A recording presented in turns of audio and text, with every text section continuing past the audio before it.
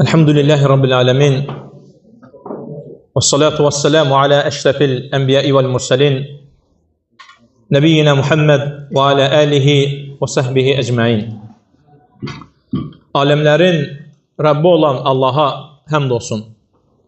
Onun sonuncu peyğəmbəri Muhammed sallallahu aleyhi ve selleme, onun ailəsinə, sahabələrinə və qiyamət gününə qədər onun ardınca gözəl şəkildə gedənlərə Allahın salamı olsun.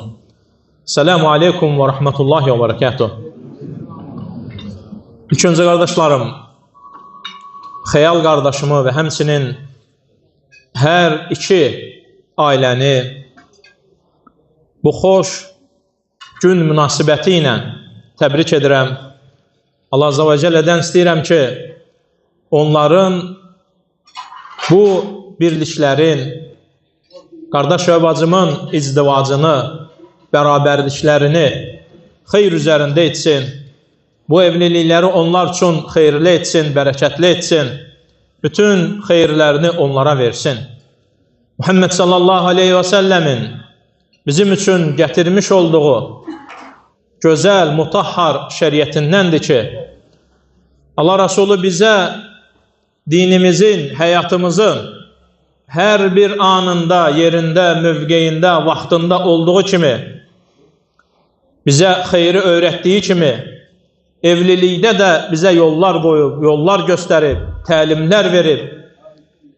Şəriətdə qardaşlarım, hansısa bir şey boş qalmayıb, toxunulmayan, o barədə bir söz deyilməyən, mövzusu keçməyən, Allah Azza və Cəllənin qullarının ehtiyacı olduğu hər bir şey haqqında Allahın kitabında, Muhammed sallallahu aleyhi və səlləmin sünnəsində bizə xəbərlər verilir. Göydə uçan quşlardan belə, yerdə gəzən heyvanlardan belə, dəryalarda üzən balıqlardan belə bizə xəbərlər verilir. Şəriətimizdə, özümüzdə nəyə ehtiyacımız varsa hər biri haqqında bizə deyilir. Eləcə də evlilik qardaşlarım, mühüm məsələdir, önəmli məsələdir. Allah Rasulü ilk evlənənlər üçün şəriətdə onlar üçün duanın edilməsini qoyub. Toplum olaraq dualar ediləcək, xeyirlər istəniləcək, Allahın onlara öz bərəkətini verilməsini Allahdan diləyiləcək. Onun üçün qardaşlarım, evlilikdə toy var, toplanma var, cəm olma var. Çünki burada hər bir kəsin, hər bir şəxsin Allah Azza və Cəllə ilə əlaqəsi ayrıdır. Onun üçün önəmlidir müxtəlif kəslərin və şəxslərin dua etməsi. Onun üçün toplayırsan qardaşları, haqq üzərində olan, onlara elan edirsən, göstərirsən və dua etsinlər deyə. Və bu hər iki gənc üçün dua edərək deyirəm ki, barakallahu ləkə və barakə aleykə və cəmaə beynəkumə fi xeyr. Allah Azza və Cəllə xeyirlərini sizə versin, bərəkətli etsin bu birliyi. Xeyr üzərində həyatınızı uzatsın, göz bəbəyi sevindirəcək, sizə salih övladlar versin. Qardaşlarım, bir məsələyə toxunmaq istəyirəm. Allah Azza və Cəllə elhamdülillah izin verib qardaşlarımızla bu gözəl toyda birlikdə olmağı və həmçinin istəyirəm ki, qardaşlarıma qısa, kiçik bir nəsihət edeyim, xüsusən ilk öncə özümə və öz nəfsimə. Allah Azza və Cəllənin qardaşlarım, hər birimiz bilirik ki, insanı, qulunu yaratmaqda məqsədi nədir? Allah nə üçün var eləyib səni, niyə varsan? Bu qardaşlarım, tövhidin təhqiq edilməsi, ubudiyyənin, Allaha qul olmanın yerinə yetirilməsi, insanın itaət və ibadətlərdə olması, əmirləri yerinə yetirməsi və həmçinin haramlardan və qadağalardan çəkinməsi ən başlıca amil. Allah Azza və Cəllə Zariyyət surəsinin 56-cı ayəsində mən cinləri və insanları onlar yalnız mənə ibadət etsinlər deyə yarattım deyir. Varlıq səbəbi budur. Digər hər nə varsa, gördüyün, bildiyin, eşitdiyin, yeyilən və içilən, yeyilməyən və içilməyən nə bilirsənsə, hamısı bu şey üçün köməkçidir. Hamısı köməkçidir. İbadətin yerinə yetirilməsində, təhqiqində sənə yardım eləmək üçündür. Əgər səndə olanlar, var olanlar bunun üçün yanındadırsa, sənin üçün xeyirdir, bərəkətdir və faydadır. Yox, günahlara kömək edirlərsə, vallahi sənin üçün bəla və müsibətdir. Onun üçün, qardaşlarım, insan dünyada yaşadığı vaxt ən böyük qayələrindən biri də Allah Azza və Cəllənin sevgisini əldə etməkdir. Qul deyə bilər, mən Allahı sevirəm, sən bunu deyə bilərsən. Dayanmadan 24 saat əl və mikrofon alaraq qışqıra bilərsən. Amma doğrudurmu bu?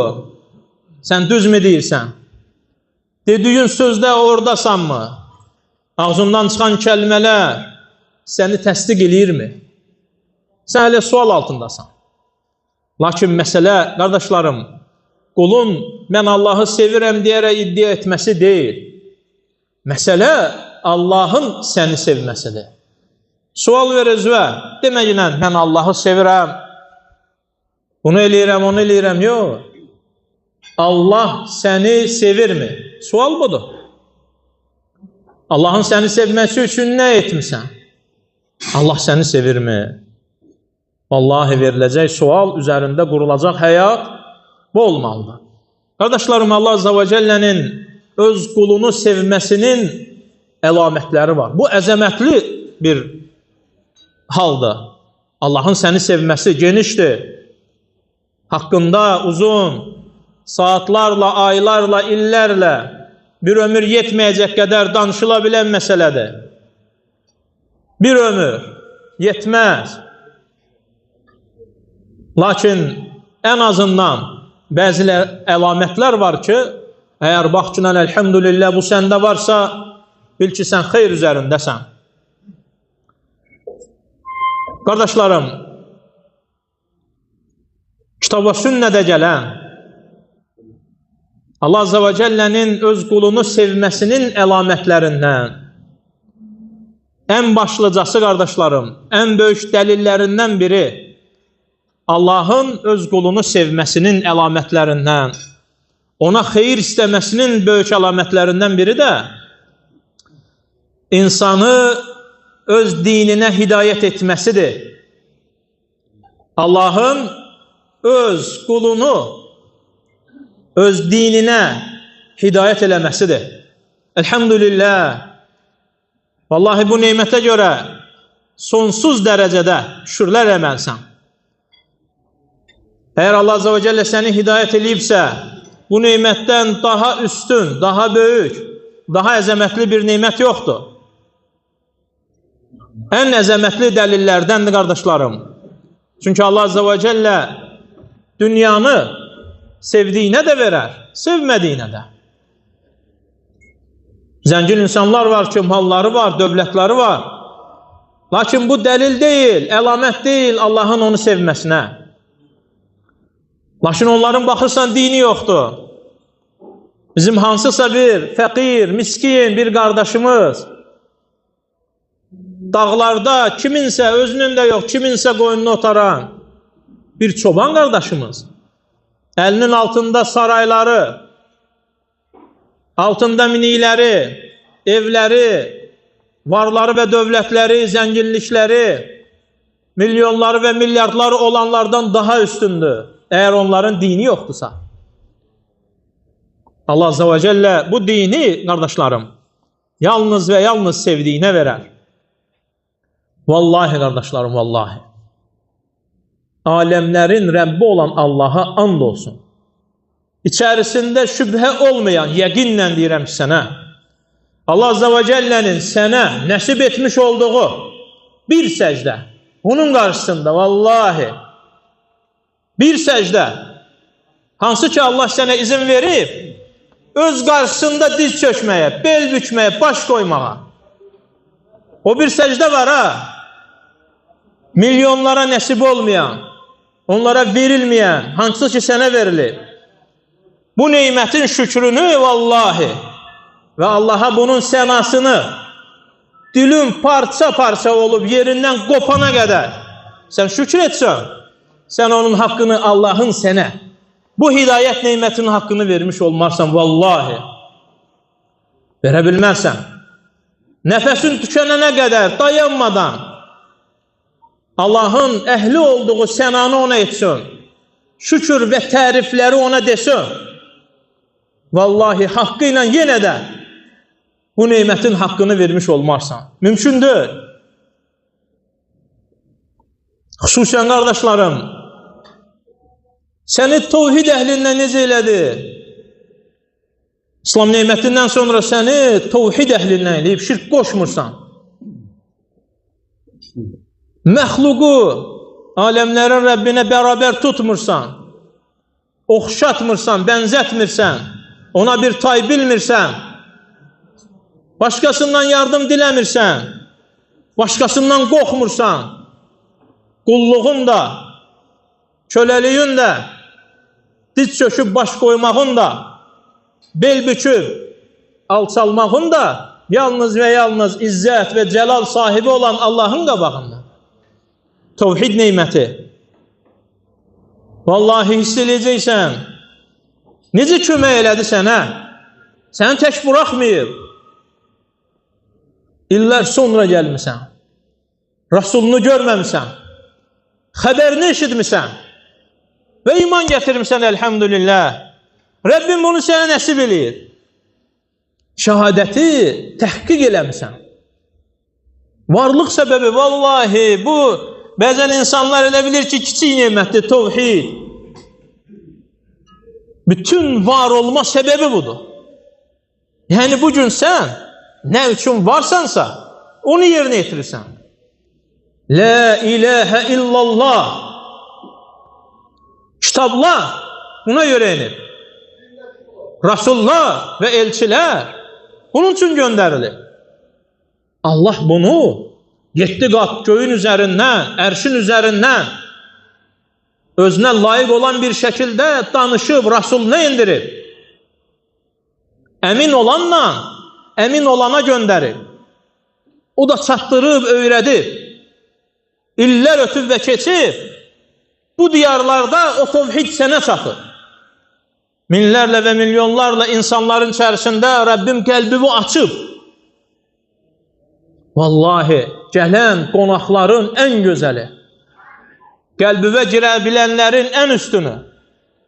Qardaşlarım, qəlb elə bir qabdır ki, İbn Teymiyyə rahimehullah deyir, ora yalnız bir şeylə dola bilər. Başqa bir şeylərlə doldursun, Allaha yer qalmaz, dininə yer çatmaz. Şeyxlərlə, müridlərlə, ardınca gedib əlini, ayağını öpdükləri ilə doldursun, Rasulullah, Muhammedə yer çatmaz, qalmayacaq orada yer. Bir olmalıdır. Muhammed sallallahu aleyhi ve sellem orada olacaq ki, sən sünnə əhlindən olasan. Əl-ayağı öpülən şeyxlər, sufilər, pirlər, qəbirlər, övliyalar, daşlar, dəmirlər doldurmayasan, qəlbi zibilxaniyə çevirməyəsən, təmizləyəcəksən tövhidlə və bu neymətin əzəmətini doyacaqsan. Allahın səni necə sabit saxladığını görəcəksən. Fitnələrə getmədiyi səni necə sabit saxlayıb. Hər küləyəsəndə tökülməyən yarpaq olduğu, möhkəm ağac olduğu, sabit qaldığı görəcəksən və şükür eləyəcəksən. Nə qədər küləklərdə, nə qədər yarpaqlar tökülür.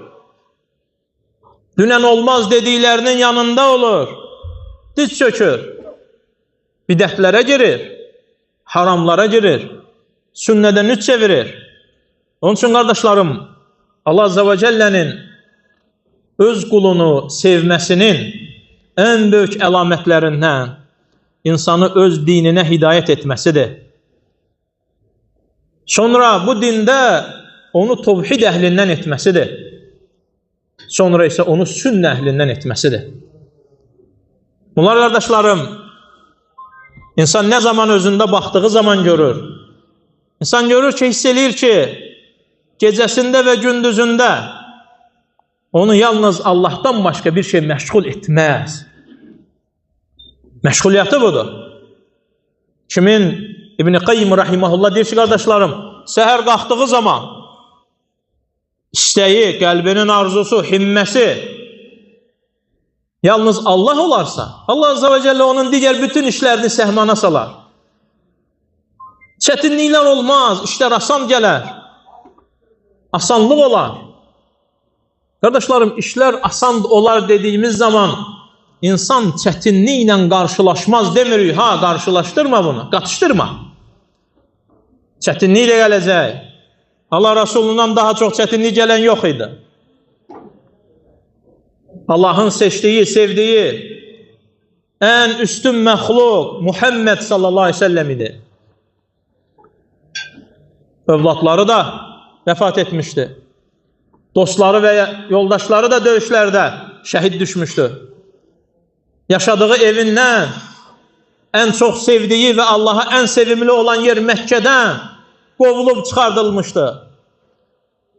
Varaqa İbn Nevfəl ona deyəndə ilk vəh gəldiyi zaman Xədicə anamız Muhammed sallallahu aleyhi ve sellem'e deyir ki, gedək mənim əmmim oğluna. Onun kitabdan xəbəri var. Sənə gələnin nə olduğunu söyləsin, desin. Varaqa İbn Nevfələ indirilmiş ayələri, başına gələn hadisəni xəbər verdiyi zaman ona deyir ki, bu namus Əl-Əkbərdir. Cəbraildir, sənə gəlir. Səndən əvvəl də gəlmişdi. Rasullara və elçilərə. Və orada onun bir arzusu olur. Varaqa İbn Nevfəlin. Deyir ki, kaş ki, qövmün səni Məkkədən qovduğu zaman, buralardan daşlayıb çıxartdığı zaman, səni inkar etdiyi zaman, mən cavan olaydım və sənə kömək eləyirdim, sənin yanında duraydım. Muhammed sallallahu aleyhi ve sellem soruşur, çünki qəribədir. Amma muxriciyyəhum, onlar məni çıxardacaqlar buradan. Niyə? Körpə uşaqları öldürməyin dediyimə görə mi? Haramlara yaxınlaşmayın dediyimə görə mi? Hər bir şeyin xaliqi olan, yaradan, güc və qüvvətin tək sahibi olan, qahhar və cabbar olan, əziz və həkim olan Allaha iman edin dediyimə görə mi? İnsanı bir yerdən pis şeylərə çağırdığı üçün qovarlar. Axı onlar tanıyırlar kimdir Muhammed sallallahu aleyhi ve sellem. Dünən əmin dediyin, Muhammed əmin, sən demisən onu. Bugün biz müşriklərin sözünü rəvayət edirik ki, Allah Rasuluna cahiliyyə dönəmində etibarlı olan, aldatmayan, yalan danışmayan, xəyanət etməyən, bu müşriklərin, Allaha iman etməyənlərdən bizə gələn rəvayətdir. Sahabələrin rəvayətinə elə demirəm gözəllikləri. Bu kafirin, Lat və Uzzəyə ibadət edənin mənim Rasulum haqqında dediyi də elhamdülillah. Əmin adını o qoyub. Amma çıxardacaqlar. Varaqa İbn Nevfəl deyir ki, sənin gətirdiyin və gəldiyin bu gətirmiş olduğun tövhidin mislində elə bir kəs gələn yoxdur ki, qövmü onu qovmasın, daşlamasın, pisləməsin. Çünki günahlar, qardaşlarım, insanların fitrətini dəyişir. Yaxşını pis göstərir. Salihi insanın qəlbində pis göstərir.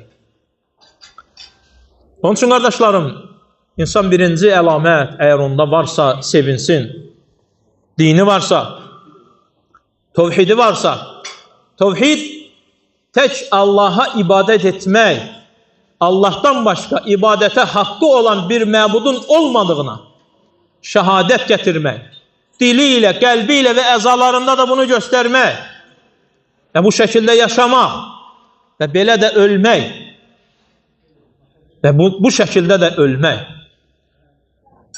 Bu, qardaşlarım, Allahın səni sevməsinin əlamətindəndir. Və həmçinin var Günahlar qardaşlarım. Və qısa olaraq da günahlar barəsində danışmaq istəyirəm ki, insan özündən bunları uzaq tutsun. Çünki insanın həyatına günahların çox pis təsiri var. Qardaşlarım, İbn-i Qayyim Rahimahullahın Əd-Də və Dəva kitabından qısa olaraq şeyx burada çox gətirib, 47 günah və onun təsiri olaraq gətirib. Lakin onları qısa olaraq uzatmadan qeyd eləmək istəyirəm. Burada bizim qardaşlarımız var, onlar da nəsihət edib tövsiyə eləyəcəklər. Qardaşlarım, günahın insanın həyatına ən böyük təsirlərindən biri və birincisi günah edən şəxsin elmdən məhrum olunmasıdır. Allahın elmindən. Günah edəndən qardaşlarım, elm alınar. Çünki elm bir nurdur. Allah Azze ve Celle elmi insanların qəlbinə atar, qəlbinə salar. Və günahla bərabər elm bir yerdə ola bilməz. Nurla zülmə bir ola bilməz qardaşlarım. İkinci məsələ qardaşlarım, insanın ruzudan məhrum olması. Günahlar ruzunun aradan qalxmasının, insanın ruzunun kəsilməsinin, azalmasının və Allah qorusun bütünlüklə əlindən getməsinin səbəblərindəndir. Çünki hədisdə gəlir ki, İmam Əhməd deyir ki, qardaşlarım, qul etmiş olduğu günah səbəbi ilə ruzusu əlindən alınar. Əgər biri gəldirsə, digəri qalxar. İtaətlər, neymətləri gətirdiyi kimi, günahlar da zülmətləri gətirər. Həmçinin qardaşlarım, ən dəhşətlilərindən biri günahlar insanın qəlbi ilə Allah arasına girər. Qəlbin Allaha yönəlməsinin qarşısını alar. İnsan özündə bir vəhşət hiss eləyər, tənhalıq, Allahsızlıq sanki hiss eləyər özündə. Çətin anında Allaha yönələ bilmir. Çünki günahlar girib qəlbinə, sədd çəkib, pərdədir, bağlayıb, subhanallah. Qəlbi Allaha yönələ bilmir. İnsanlara, daşlara, dəmirlərə, azğın kəslərin isə qəbirlərə və pirlərə, seyidlərə bir tək Allaha yönələ bilmir. İkinci müsibət isə qardaşlarım, salihlərlə, insanlarla onun arasında olan vəhşət, tənhalıq, xüsusən də salihlər. Çünki qardaşlarım, Allah Azze ve Celle Quran-Kərimdə bizə kimi düşmən tutacaq bəyan eləyib, düşmənimizi göstərib, dostumuzu göstərib. Bəzi insanlar qardaşlarım, dostu və düşməni özü seçir, subhanallah. Xüsusən salihləri düşmən seçirlər. Tevhid əhlini, sünnə əhlini, haqq üzərində olanları düşmən göstərir sənə. Bax, buna yaxın gedmə, ha. Bu qardaşlarım günahın tənhalığıdır. Həmçinin işlərin çətinləşməsi, işlər ağır gələr insana. Asan gəlməz. Bəzən görürsən, vallahi qarşılaşırıq kəndimizdə, elimizdə, obamızda. Deyir ki, hansı işə əl atıram? Çətindir, elə bil daş altından çıxır, deyir. Çörəyim daşdan çıxır, deyir. Qardaşlarım, bizim də daşda işləyən qardaşlarımız var. Kariyerlərdə qardaşlarımız var. Lakin biz demirik ki, o kariyerə gedəndə o dua eləyir, daş özü qalxır kamaza yüklən. Elə şey olmur, yoxdur belə şey. O da əziyyət çəkir. Lakin mun'im, neymət verənin kim olduğunu bilir. Bu dünya müvəqqətidir. Adam bunu bilir. Varlıq səbəbini bilir. Onun üçün o işlər buna asan gəlir. Ciyər parçası əlindən alınanda da, ona neymətlər veriləndə də. Muhammed sallallahu aleyhi ve sellem deyir ki, müminin işi çox qəribədir, təəccüblidir. Müsibət gələndə səbr edər, şükr edər. Neymət gələndə şükr edər. Qarşılaşırsınız mən qardaşlarım. Qardaşdan soruşsan, ağrıyır, deyirsən, necəsən? Deyir, elhamdülillah. Ürəyim ağrıyır məsələn. Elhamdülillah, başım partlayır.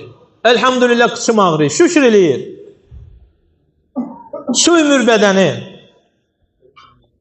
Filan filan belə olsun, bu qola bax.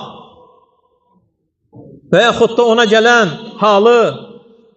Çünki bilmir qardaşım, haqqı ilə Allah Azza və Cəlləni bilmir.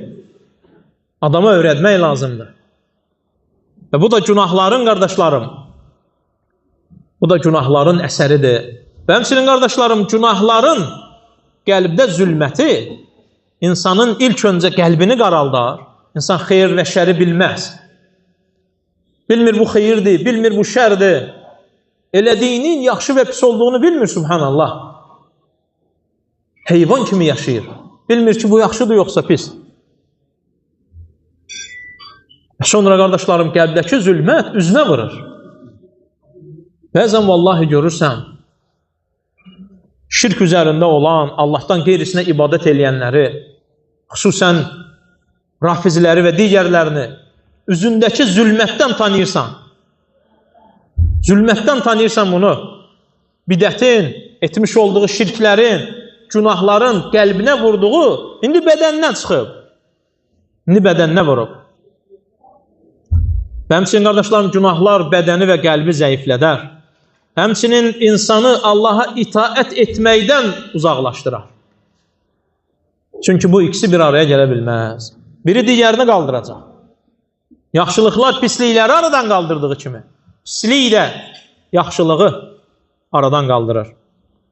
Qardaşlarım, 10-cuya çatdıq. Burada 47 dənə günahın əlamətlərini, insan üzərinə vurmuş olduğu zərərlərini İbn-i Qayyim rahmehullah gözəl və geniş şəkildə burada sayır. Lakin həm vaxt, həmçinin qardaşların yorulmaması və digər qardaşların da deyəcək olduğu təbrikləri və sözləri olduğu üçün qısa bir şəkildə bunlarla kifayətlənmək istədim. Yetər ki, qardaşlarım, neymətlərin ən böyüyünü biləsən, İslam dini və tövhid, hansı ki Allahın əmr etmiş olduğu ən əzəmətli tövhiddir. İnsanlar onun üçün yarandı, kitablar onun üçün endi, Rasullar onun üçün göndərildi, qiyamət onun üçün qalxacaq, mizan onun üçün qurulacaq, cənnət və cəhənnəm bunun üçün olacaq. Və həmçinin Allahın qadağan etmiş olduğu ən əzəmətli şey şirk, Allaha ortaq tutmaq, Allaha ortaq qoşmaq, Allahla bərabər kimsənin Allaha aid olan şeyləri bacardığını və yaxud da o sifətlərin Allahdan qeyrisinə aid olduğunu düşünmək, etiqad etmək. Cənnət və cəhənnəm bunun üçün qurulub. Mizan bunun üçün qurulacaq. Körpü bunun üçün salınacaq. Hesab buna görə qaldırılacaq. Sağ tərəf əhli tövhidə görə, sol tərəf əhli şirkə görə bölünəcək. Allah Azza və Cəllədən istəyirəm ki, qardaşlarım, qardaşımın toyunu, xəyal qardaşımın toyunu xeyirli etsin, mübarək etsin. O gəncləri xeyir üzərində cəm etsin. Onlara göz bəbəklərini sevindirəcək, salih, xeyir üzərində olacaq, müttəqilərdən olan və müttəqilərə imam olacaq övladlar versin. Allah Azza və Cəllə dediklərimizi bizim üçün və sizin üçün faydalı etsin. Bizi görən, dinləyən, eşidən, bundan sonra görəcək və dinləyib, eşidəcək olanlar üçün faydalı etsin. Sözlərimizi qəlbdən gələn, dilə tökülən, dildən çıxıb qəlblərə gedən və əməl olunan sözlərdən etsin və Rəbbim xeyirlərə müvəffəq edəndir. Və sallallahu alə nəbiyyinə Muhammed və alə əlihi və sahbihi və səlləm.